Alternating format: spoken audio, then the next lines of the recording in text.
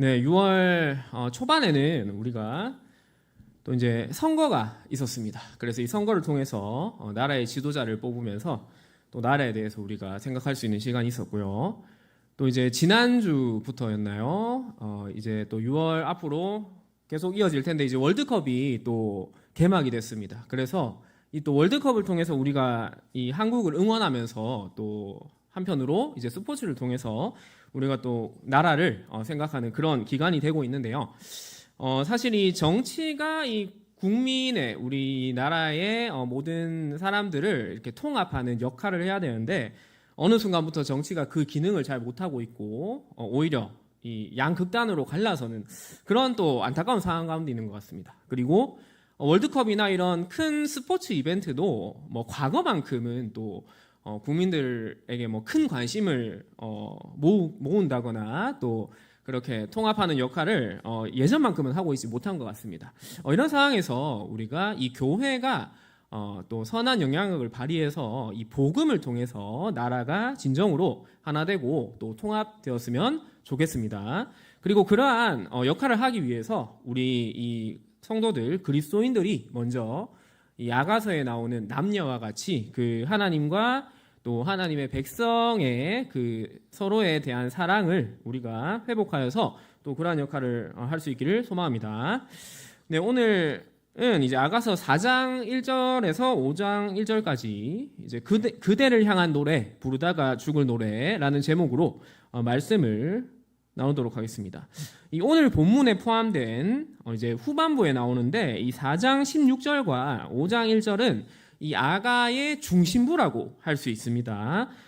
그래서 그 안에는 이제 마침내 사랑하는 두 남녀가 부부로서 이 육체적인 연합을 이루는 그러한 내용이 나옵니다. 그리고 오늘 우리가 중점적으로 살펴볼 이 아가 4장은 남자와 여자가 이러한 사랑의 절정부로 도달하기까지 노래하고 또 노래하는 내용이 나옵니다.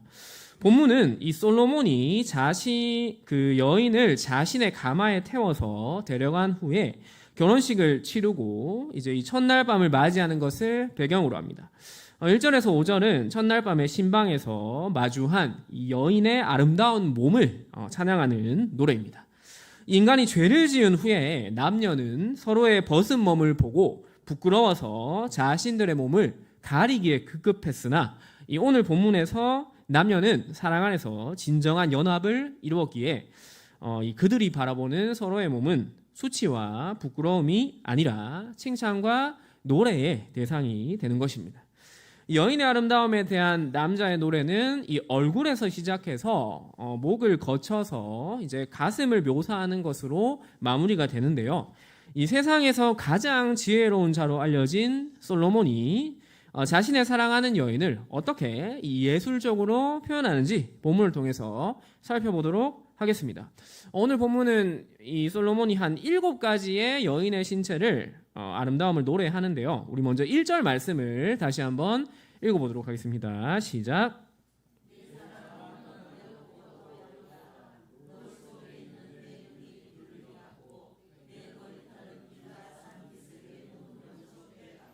아멘. 1절에서는 이 여인의 눈과 그리고 여인의 머리털이 묘사되고 있습니다. 첫 번째로 이 여인의 눈은 너울 속에 있는 비둘기 같다라고 말하고 있습니다. 이 구절은 이 앞선 1장 15절에서 이 남자가 여인의 눈을 칭찬할 때 사용된 표현과 거의 유사한데요. 이제 한 가지 차이점은 이 1장과는 달리 그 눈이 너울 속에 있다는 점입니다. 오늘 본문에서 이 여인의 눈이 너울 속에 있는 것으로 묘사되고 있는 이유는 이 보통 이스라엘 여인들은 너울을 쓰지 않다가 이제 결혼식 때에 너울을 쓰기 때문입니다. 즉 아가서 1장에서는 두 남녀는 연인 사이였기 때문에 이런 너울에 대한 언급이 따로 없었고 오늘 본문에서는 이제 두 남녀가 이 부부가 되었기 때문에 이제 너울을 쓰고 있는 것을 볼 수 있습니다. 아가뿐만 아니라 이 고대의 다른 나라들의 사랑시에서도 이 여인의 아름다움을 묘사할 때 항상 눈이 먼저 언급되는데 이 눈은 사람이 서로 마주할 때 가장 먼저 바라보는 곳이기 때문에 사람의 눈은 그만큼 그 사람의 전체 인상을 좌우할 수 있기 때문입니다. 때문에 이 유대인들은 신부의 눈이 평범하다면 온몸을 다 보아야겠지만 신부의 눈이 아름다우면 나머지 몸을 볼 필요도 없다라는 속담을 통해서 이 눈의 아름다움의 중요성을 강조하기도 했습니다. 이러한 점을 생각해 볼 때 이 야곱이 라반의 딸을 아내로 맞이할 때 라헬은 곱고 아리따워서 사랑한 반면에 이 레아는 눈매가 아름답지 못해서 사랑을 받지 못하였다는 점이 더 이해가 갈 것입니다. 이 한글 성경에서는 레아가 시력이 약하다고 번역되어 있는데 이 원문의 의미는 눈매가 아름답지 못하다라는 의미입니다. 주님을 바라보는 우리의 눈은 어떠합니까? 우리의 시선이 주님만을 사모하여서 그분만을 아름답게 바라보고 있습니까? 세상의 다른 것을 향하여 곁눈질하고 있지는 않습니까? 솔로몬에게 여인의 눈은 너울 속에서 이 보일 듯 말 듯 가려져 있었음에도 너무나 아름다웠던 것처럼 하나님을 향한 우리의 시선도 이 주님과 우리 사이를 방해하는 세상이라는 이 너울을 뚫고 그분만을 고정된 시선으로 응시할 수 있기를 소망합니다. 두 번째로 이제 같은 절에 여인의 머리털에 대해서 묘사가 되고 있습니다. 머리털은 길르앗산 기슬에 누운 염소떼 같다라고 노래합니다. 여인의 머리는 길르앗산 기슭에 있는 염소떼로 비유되는데 이 길르앗산은 요단 동편 지역에 있는 그 푸른 산맥 지역으로 여인의 머리털의 풍성함을 의미할 것입니다. 이러한 산 기슭에 누워 있는 염소가 이제 나오는데 그 염소가 누워 있는 동작으로 묘사가 되는데 이제 이것의 정확한 그 원문의 단어의 뜻은 뭐 올라가다, 내려가다, 쉬다와 같은 이 다양한 의미를 가지고 있습니다. 그래서 이 단어를 개역개정과 같이 이제 염소가 누워 있는 것으로 번역하면 뭔가 이 평화롭고 고요한 분위기가 연상되어서 이것은 잘 정리된 여인의 머리를 의미할 수 있습니다. 그러나 저는 이 단어를 이제 내려가다라는 좀 더 생동감 넘치는 의미로 번역하는 것이 더 낫다고 생각하는데 이런 의미로 볼 경우에 여인의 머리는 이 산비탈을 뛰어 내려오는 염소와 같이 찰랑거리고 또 윤기나는 모습으로 묘사되고 있는 것입니다. 어쩌면 솔로몬은 이 어느 날인가 자신의 이스라엘 땅을 순방하다가 저 멀리 멀찍이서 보이는 길르앗산에서 이 뛰어 내려오는 아름다운 그 염소떼의 무리를 관찰했을 수 있습니다. 그리고 이 모습은 가히 지금 자신의 눈앞에 있는 여인의 고운 머릿결과 같았을 것입니다. 이제 세 번째로 이 여인의 이가, 치아가 묘사되고 있는데요. 우리 2절 말씀을 같이 한번 읽어보겠습니다. 시작.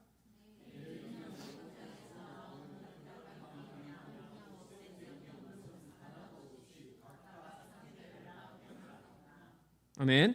네, 그래서 여인의 이가 첫 번째로 목욕장에서 나오는 털 깎인 암양으로 묘사되고 있습니다. 이 머리털은 검은 염소로 그리고 치아가 흰 양에 비유되면서 좋은 대조를 이루고 있는데 이 두 동물의 동작도 마찬가지로 염소들은 아래로 뛰어 내려갔다면 양들은 이 목욕한 후에 올라옴으로써 아름다운 대조를 이루고 있습니다. 여기서도 2절에서 이 목욕한 양을 묘사할 때 나오다라는 말로 번역이 되었는데 이 단어는 올라가다, 오르다라는 의미를 가지고 있습니다. 우리는 양털이 이 평상시에도 뭔가 하얗고 항상 희고 깨끗하다고 생각할 수 있는데 사실은 이 사막 지역에 모래와 또 갖가지 이 유충들이 달라붙고 그리고 온갖 먼지로 이 양털이 뒤엉켜 있기 때문에 평상시에는 쉽게 그 때묻고 또 더럽혀져 있기 마련이었습니다. 그러나 양들이 목욕장에서 이 목욕을 하고 나면 본연의 희고 맑고 깨끗한 털을 되찾게 되는 것입니다. 그리고 여인의 치아가 바로 이같이 희고 깨끗하다는 것을 말하고 있습니다. 사실 이 양치를 하는 그 인류가 양치를 하는 그 역사가 그렇게 오래되진 않았기 때문에 과거에 이렇게 깨끗한 치아를 가진다는 것은 쉽지가 않은 일이었지만 이 솔로몬의 눈에는 여인이 그토록 아름답게 보였던 것입니다. 목욕한 양의 털이 이 여인의 치아의 색깔을 표현하는 것이라면 이어지는 쌍태를 낳은 양이라는 말은 치아의 모양을 묘사하는 것입니다. 즉 여인의 치아는 색깔이 아름다울 뿐만 아니라 그 모양도 위아래가 이 쌍둥이 같이 균일하게 잘 배열되어 있다는 의미인 것입니다. 특히 암양은 각각 쌍태를 낳았을 뿐 아니라 이 새끼 없는 것이 하나도 없다라고 하면서 이제 많은 치아들 중에 단 하나의 치아도 고르지 않은 것이 없음을 강조하고 있습니다. 다음으로 이 네 번째로 남자는 여인의 입술과 입을 묘사하는데요. 우리 3절 말씀 같이 읽어보겠습니다. 시작.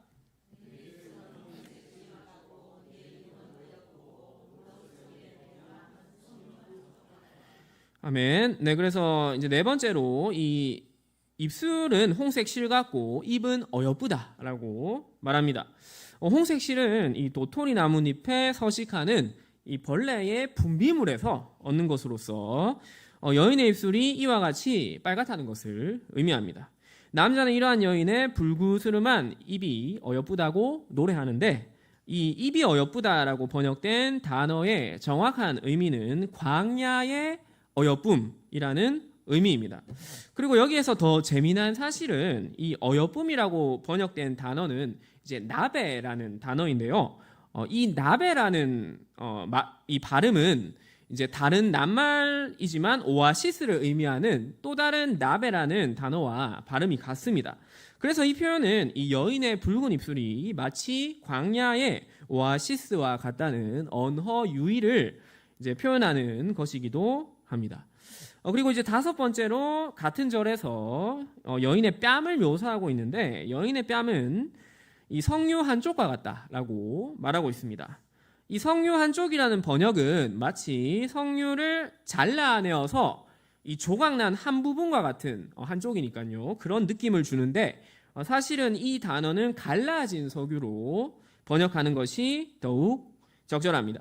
당시 사람들은 이 두꺼운 석류 껍질을 잘라서 먹지 않았습니다. 대신에 이 석류가 잘 익으면 껍질에 균열이 잘 일어났고 그로 인해서 껍질을 쉽게 가를 수 있었는데 이때 석류를 이 손으로 누르면 그 갈라진 틈 사이로 이 알갱이들이 나와서 그것을 빼어 먹었습니다.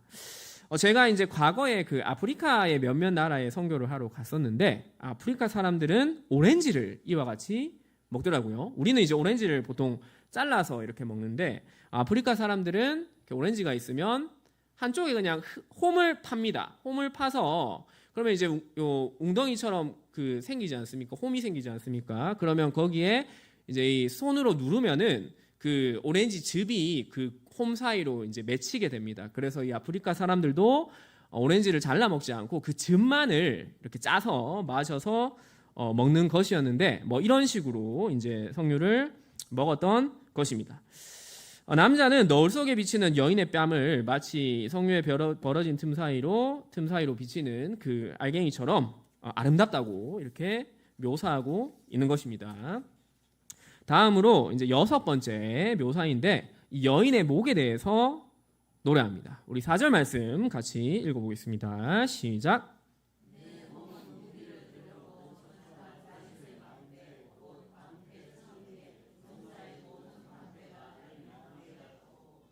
아멘. 네, 여기서 여인의 목은 이 무기를 두려고 건축한 다윗의 망대로 표현되고 있습니다. 고대에는 이 목이 긴 여성이 미인으로 간주되었는데 머리를 지탱하는 목이 이 한 나라를 지키기 위해서 높은 곳에 우뚝 세워진 견고한 망대로 묘사되고 있습니다. 특히 아가를 지은 솔로몬은 이 자신의 아버지가 지은 다윗의 망대를 그 누구보다도 생생하게 목격하여서 그 견고함과 웅장함을 잘 알고 있었을 것입니다. 그리고 그러한 다윗의 망대에 비교하여서 여인의 목의 아름다움을 노래하고 있는 것입니다. 더불어서 이 남자는 여인의 목을 방패 1000개, 용사의 모든 방패가 달린 망대 같다라고 묘사하는데 이것은 여인의 목에 달린 아름다운 목걸이를 의미하는 것입니다. 목걸이에 걸린 구슬과 보석들을 보면서 이 다윗의 망대에 잘 정렬된 방패를 자연스럽게 떠올린 것입니다. 솔로몬은 이 여인의 아름다움을 산천초목의 아름다움과 그 속에서 뛰어노는 여러 동물들의 모습을 통해서 묘사하지만 때로는 이와 같이 전쟁에서 사용되는 수단들의 견고함을 통해서도 그 아름다움을 묘사하고 있습니다. 이와 마찬가지로 우리의 주님도 우리를 푸른 초원에서 기르시는 이 선한 목자이시고 또 우리가 먹는 생명수가 되시기도 하지만 또 한편으로는 우리를 지켜주시는 견고한 방패이시며 망대이시기도 한 분이십니다. 마지막으로 이제 이 여인의 7번째로 유방을 묘사하고 있는데 5절 말씀을 같이 읽어보겠습니다. 시작.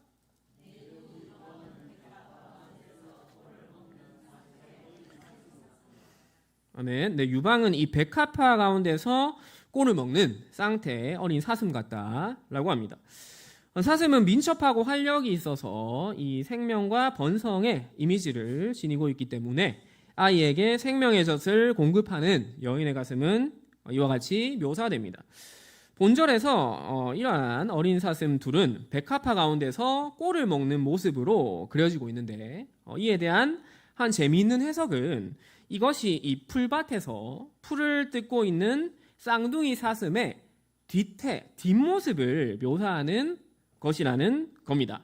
즉, 이 사슴이 풀을 뜯기 위해서 고개를 숙이면 이제 그것을 뒤편에서 보면 두 엉덩이만 보이게 되는 것이죠. 그리고 이 모습은 마치 그 여인의 이 가슴과 유사하다는 그러한 해석인 것입니다. 여기에 더하여서 이제 그 엉덩이 가운데 꼬리가 달려 있지 않습니까? 이 꼬리는 여인의 그 젖꼭지처럼 보여서 이제 이와 같이 묘사한다는 그런 해석입니다. 이 지금까지 살펴본 아가에 나오는 여인에 대한 묘사는 여인의 신체의 그 어떤 부위라고 할지라도 아름다우면서도 굉장히 서정적으로 묘사되고 있는 특징을 발견할 수 있습니다. 그리고 이러한 점은 고대 근동의 다른 나라들의 연애 시와 또 지금 나오는 아가의 극명한 차이라고 할 수 있습니다. 다른 나라의 그러한 시들도 이 여인의 신체의 아름다움을 묘사하는 것은 동일하지만 그 표현이 굉장히 적나라하고 때로는 음담패설에 가까울 정도로 이 태폐적이기까지 한 반면에 이제 아가는 이러한 것들을 굉장히 자연 친화적으로 서정적으로 묘사하고 있는 것이죠.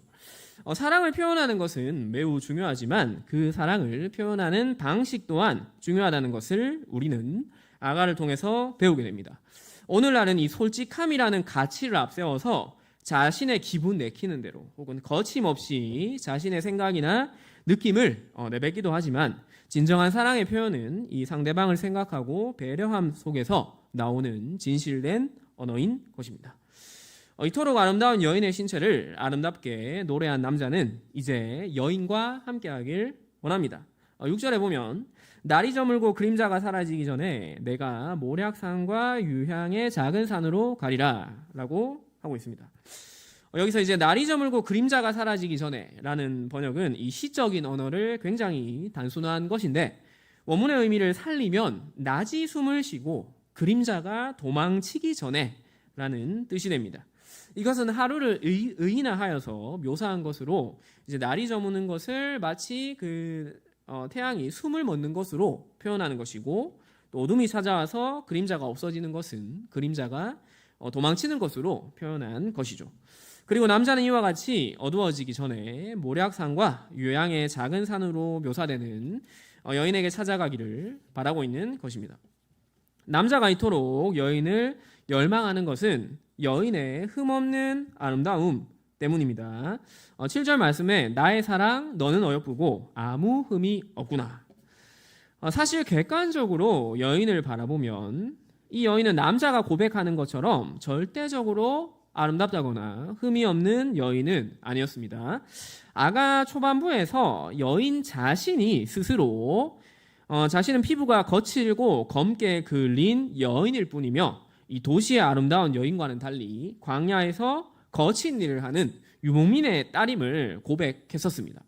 그럼에도 불구하고 중요한 것은 객관적으로 여인이 어떠한가라는 점이나 혹은 여인이 자기 스스로를 어떻게 생각하느냐가 아니라 그를 사랑하는 남자가 여인을 그처럼 아름답고 완벽하게 본다는 사실에 있는 것입니다. 이것은 우리와 주님과의 관계에서도 마찬가지로 적용되는 것이죠. 우리 자신은 여전히 허물 많고 연약한 죄인이지만 예수 그리스도께서 우리가 그분을 믿을 때 우리를 의롭다고 여겨주시고 우리를 미쁘게 보시어서 우리를 그분의 신부로 삼아주시는 것이 바로 무엇보다도 중요한 사실입니다. 우리로 인함이 아닌 그분으로 인하여 우리는 그분과 영원한 사랑의 교제를 누릴 수 있는 것입니다. 그러나 남자가 당장 여인을 만나고 싶을지라도 한편으로는 자신은 이 여인의 허락이 없이는 그녀에게 접근할 수 없음을 인정합니다. 우리 8절 말씀을 같이 한번 읽어보겠습니다. 시작.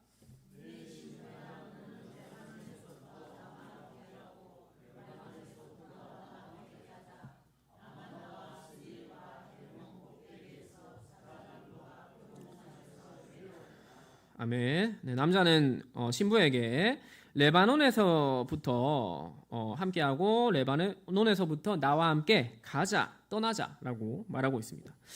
남자가 비록 이 여인이 머물고 있는 산 아래에 당도하였을지라도 그 산은 사자와 표범과 같은 맹수들이 서식하고 있으며 또 여기 나오는 아마나, 스닐, 헤르몬으로 불리는 이 여러 산들이 산맥을 형성하는 매우 험준한 곳이라서 남자는 가히 여인이 있는 곳으로 접근할 수 없었습니다.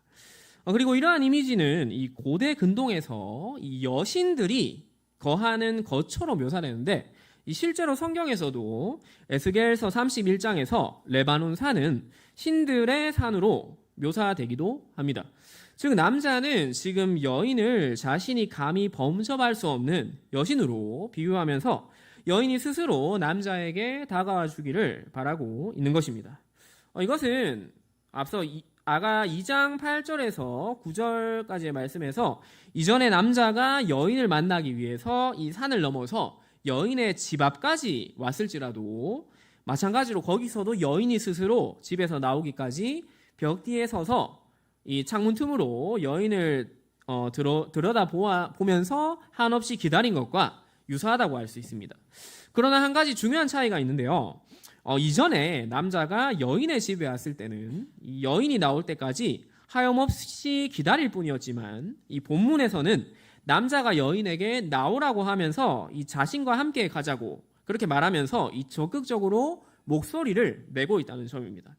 이 같은 차이는 이 남자와 여인의 관계의 변화에서 비롯된 것으로 이 8절 말씀에 보면 남자는 여인을 내 신부라고 부르고 있습니다. 즉 이제 이 남녀가 결혼을 하고 부부로서 언약을 맺었기 때문에 남자에게는 여인과 이 동반자로서 함께할 권리가 주어졌던 것입니다. 우리와 하나님과의 관계도 이와 같습니다. 우리는 본질상 진노의 자녀로 하나님께 접근할 수도 없고 감히 그분의 이름도 부를 수 없는 그러한 존재였습니다. 그러나 예수 그리스도의 십자가를 통해서 우리의 신분이 변화되었고 하나님의 자녀가 되었습니다. 아가의 남자가 여인과 부부라는 새로운 관계를 맺게 되었기에 그녀가 비록 여신으로 묘사될지라도 그녀를 부를 수 있었던 것처럼 우리도 하나님과 새로운 관계를 맺었기 때문에 우리는 왕의 왕 되신 하나님을 아바 아버지라고 부를 수 있는 것입니다. 여인이 산에서 내려올 때까지 기다리는 동안 남자는 다시 여인에 대한 사랑 노래를 부릅니다. 앞선 노래가 이 여인의 신체의 아름다움에 대한 묘사였다면 지금부터 부르는 노래는 신부의 사랑에 대한 노래입니다. 9절 말씀을 보면 역시나 이 내 누이, 내 신부야라고 이제 여인을 부르면서 이 여인을 신부라고 부르면서 두 사람이 결혼했다는 사실을 계속해서 강조하고 있습니다. 그리고 남자가 또 다른 호칭으로 부르는 이 누이라는 말 또한 이 오빠라는 말과 함께 고대 근동에서 사랑하는 남녀가 서로를 향해서 부르는 애칭이었습니다. 오늘날에도 사실 우리나라에도 이 연인들 중에는 부부가 된 이후에도 자기 남편을 오빠라고 이제 부르는 그런 이제 부부가 있는 것과 유사하다고 할 수 있는 것이죠. 사실 이처럼 자기 연인을 가족적인 호칭으로 노래한 첫사람은 이 아담이었는데 아담은 하와를 본 이후에 그녀를 두고 이는 내 뼈 중에 뼈요 살 중에 살이라고 고백합니다. 이와 같이 남녀가 부부의 연을 맺는 것은 단순히 더욱 가까워진다는 의미를 넘어서서 이 가족으로서의 유대감을 가지고 또한 서로가 서로의 일부가 되는 것입니다. 한 나라의 왕이 변방의 여인을 찾아와서 그 여인을 향해서 누이라고 부르는 것이 참 인상적이죠. 이처럼 사랑은 상대방을 위해서 자신을 낮추고 나와 그를 동등하게 여기는 것입니다. 그리고 이러한 낮아짐의 사랑을 가장 극적으로 실천하신 분이 다름 아닌 우리 주 예수 그리스도신데요. 우리 에베소서 2장 6절과 7절 말씀을 같이 한번 읽어보겠습니다. 네, 준비가 안 됐으면 제가 읽어드리겠습니다. 그는 근본 하나님의 본체시나 하나님과 동등됨을 취할 것으로 여기지 아니하시고 오히려 자기를 비워 종의 형체를 가지사 사람들과 같이 되셨다라고 말하고 있는 것입니다. 한 가지 흥미로운 사실은 이 아가에서 신부라는 이 단어의 사용인데요. 이 단어는 오늘 본문인 4장 8절에서 12절까지 연속적으로 5번 사용되고 다른 곳에서는 5장 1절에서만 다시 등장합니다. 남자가 유독 여기에서만 여인을 신부라고 집중적으로 부르는 이유는 여인과 결혼을 한 후에 지금 첫날 밤에 그 합방을 원하고 있는데 이러한 상황에서 이제 여인은 더 이상 순결을 지켜야 할 처녀가 아니라 자신의 신부가 되었음을 거듭 강조함으로써 이제 자신이 여인과 육체적으로 함께 할 수 있는 유일한 신랑이라는 것을 강조하는 것입니다. 남자가 여인과의 더 깊은 사랑으로 나아가기 위해서 그녀를 신부라고 거듭 불렀듯이 우리도 우리 하나님과 더욱 친밀한 관계로 나아가기 위해서 그분의 이름을 지속적으로 불러야 하는 것입니다. 여인의 사랑을 묘사하는 11절까지의 내용에는 이 사랑, 포도주, 향유, 입맞춤, 입술 등의 단어가 등장하는데 이러한 단어들은 아가가 시작될 때 여인이 처음에 이 남자의 사랑을 노래했던 1장 2절에서 3절까지의 말씀과 유사합니다. 여인은 앞서서 남자의 사랑이 포도주와 같다라고 했으나 이제 10절에서 남자는 여인의 사랑이 포도주보다 진하다라고 하면서 여인의 사랑을 더 나은 것으로 칭송하고 있습니다. 여기에서 주목할 만한 표현은 이 11절에 여인의 입술과 혀를 꿀과 젖과 같다고 하는 것인데요. 이 표현은 흔히 이스라엘 땅을 묘사할 때 젖과 꿀이 흐르는 땅이라고 부르는 표현에서 사용되는 그 젖과 꿀과 같은 단어인 것입니다. 잘 알다시피 젖과 꿀이 흐르는 가나안 땅은 하나님이 이스라엘 백성에게 주신 최고의 선물입니다. 그리고 바로 지금 이 남자 앞에 있는 여인은 하나님이 주신 최고의 선물인 가나안 땅에 필적한다는 그런 고백입니다. 더군다나 이 노래의 주인공인 솔로몬은 다름 아닌 그 젖과 꿀이 흐르는 땅을 통치하는 왕이지 않습니까? 이 표현을 통해서 여인을 자신이 통치하는 온 나라만큼이나 귀하고 또 소중한 존재로 여기고 있다는 것을 알 수 있습니다. 하나님께서 우리에게 주신 나의 배우자가 바로 그분이 주신 최고의 선물이라는 것입니다. 따라서 우리도 우리의 배우자를 향해서 다음과 같이 고백했으면 좋겠습니다. 함께 계시다면 바라보면서 고백하시고 이곳에 없다면 생각하시면서 고백하셨으면 좋겠는데 나의 배우자 누구누구는 하나님이 나에게 주신 최고의 선물입니다. 저도 제 아내를 바라보며 하겠습니다. 자, 고백하시겠습니다. 나의 배우자 권성자는 하나님이 나에게 주신 최고의 선물입니다. 아멘. 네, 여러분이 가장 소중하게 생각하고 귀하게 여기는 다른 것이 있더라도 그 어떤 것보다도 우리의 배우자가 하나님의 가장 최고의 선물이라는 사실을 기억하시기 바랍니다. 남자는 이와 같이 여인을 향한 마음을 노래하고 또 노래했으나 여인은 여전히 그녀가 허락하지 않는 한 함부로 접근할 수 없는 존재입니다. 그리고 그러한 여인이 12절에서 잠근 동산, 덮은 우물, 봉한샘이라는 말로 묘사되고 있습니다. 여인은 사람의 때가 묻지 않은 본연의 아름다움을 간직한 아름다운 동산으로 이 15절까지 이어지는 여인에 대한 묘사는 마치 에덴 동산을 떠올리게 할 정도입니다. 그리고 마침내 여인은 남자가 자신에게 들어오는 것을 허락합니다. 아가서의 이 하이라이트라고 할 수 있는 이 4장 16절 말씀을 같이 한번 읽어보겠습니다. 시작.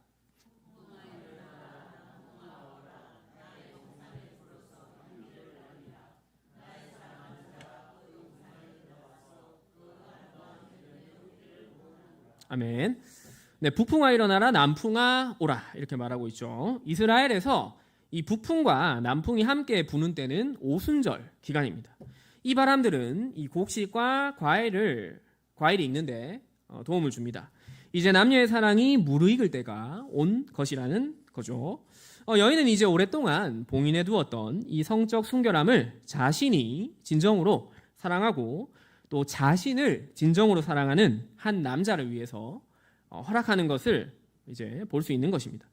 오늘 본문의 마지막 구절인 5장 1절은 남녀의 사랑이 드디어 육체적인 결합으로 이루어지는 것을 비유적으로 묘사합니다. 남자는 여인의 초대에 응하여서 여인의 제공하는 그 아름다움을 향유하는 것으로 끝이 납니다. 5장 1절 말씀 같이 한번 읽어보겠습니다. 시작.